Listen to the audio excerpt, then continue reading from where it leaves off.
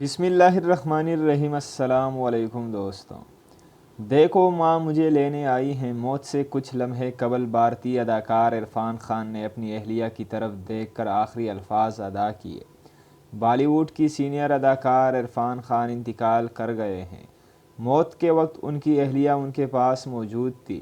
موت کی آخری ہچکی لینے سے قبل عرفان خان نے اپنی اہلیہ کی طرف متوجہ ہوئے اور کہا، دیکھو مجھے ماں لینے آئی ہیں۔ بھارتی میڈیا کے مطابق 53 سالہ اداکار عرفان خان کولن انفیکشن میں مبتلا تھے اور ممبئی کے ہسپتال میں زیر علاج تھے، جہاں وہ بدھ کے روز انتقال کر گئے۔ اداکار کے انتقال کی خبر ان کے قریبی دوست اور ہدایت کار شوجت سرکار نے سماجی رابطے کی ویب سائٹ ٹویٹر پر کی۔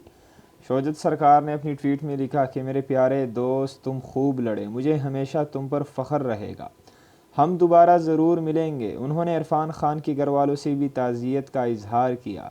یاد رہے کہ 3 دن پہلے ہی ان کی والدہ کا بھی انتقال ہوا تھا۔ ان کی وفات سے بھارتی فلم انڈسٹری سوگ میں ڈوب گئی ہے۔